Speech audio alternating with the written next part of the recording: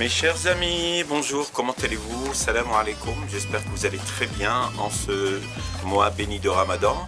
Aujourd'hui, on va revenir à nos quiz comme d'habitude et on va d'abord, vu que nous sommes au septième jour du Ramadan, nous allons faire le quiz numéro 7.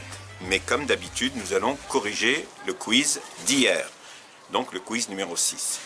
Et les questions étaient les suivantes. Donc pour le Coran, pour la question relative au Coran, la question était la suivante. Après la sourate de la vache, quelle est la sourate qui renferme le plus de versets? Et je vous avais proposé donc 4 différentes sourates, qui sont Al-Imran, Al-Nisa, Al-A'raf, Al-Shu'ara. Et contrairement à ce que beaucoup de gens pensaient, puisque j'ai déjà posé cette question à un certain nombre de personnes, eh ben c'est Surat Shu'ara, ce n'est pas Al-Imran, les sourates qui viennent juste après, Al-Baqarah, non, qui sont plus longues au niveau du nombre de versets, c'est Surat Shu'ara. Ok? Et donc Surat Shu'ara a 227 versets. Juste après Surat Al-Baqarah qui en a 286. Donc voici la réponse de la question relative, la question d'hier relative au Coran. Passons maintenant à la correction de la question relative à la vie du prophète sallallahu alayhi wa sallam. Et la question était, comment s'appelait la mère du prophète sallallahu alayhi wa sallam?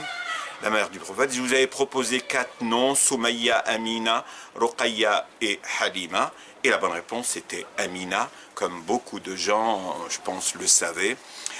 Et donc c'était des questions simples, et donc là on va passer au quiz d'aujourd'hui qui est le quiz numéro 7. Et donc comme d'habitude je vous propose 2 questions, l'une sur le Coran, l'autre sur la vie du prophète sallallahu alayhi wa sallam. Commençons par la question relative au Coran, qui est la suivante. En tenant compte de l'ordre chronologique de la révélation coranique, quelle est la première valeur à laquelle a appelé le Coran?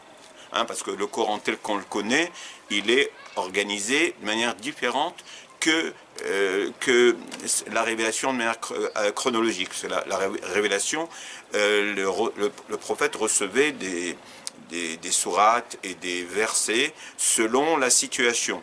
Donc ça n'est pas cet ordre-là qui est actuellement. Et donc je vous propose 4 valeurs à laquelle le Coran a fait, donc à laquelle le Coran a parlé, donc dont le Coran a parlé, et sont le savoir, la justice, la piété et le combat. Est-ce que le prophète est-ce que Allah subhanahu wa ta'ala a parlé d'abord au tout début donc de la révélation? Est-ce qu'il a parlé de la justice? Est-ce qu'il a parlé du savoir? Est-ce qu'il a parlé de la piété? Est-ce qu'il a parlé du combat? C'est à vous de trouver la réponse. Donc je vous fais confiance. Et on passe maintenant à la question relative au prophète. Et la question est la suivante. Comment s'appelait le grand-père du prophète Mohammed sallallahu alayhi wa sallam? Donc je vous donne 4 noms. Est-ce qu'il s'appelait Abd al-Muttalib? Est-ce qu'il s'appelait Abdullah? Est-ce qu'il s'appelait Abu Talib? Et est-ce qu'il s'appelait Abdurrahman? Donc voici 4 noms. Vous devez trouver le nom du grand-père du prophète sallallahu alayhi wa sallam. Donc voici pour aujourd'hui. J'espère que vous allez vous casser un peu la tête. En tout cas, j'espère que vous allez essayer d'améliorer vos connaissances. Voilà tout pour aujourd'hui. Je vous souhaite une excellente journée, très bon appétit et à bientôt. Au revoir.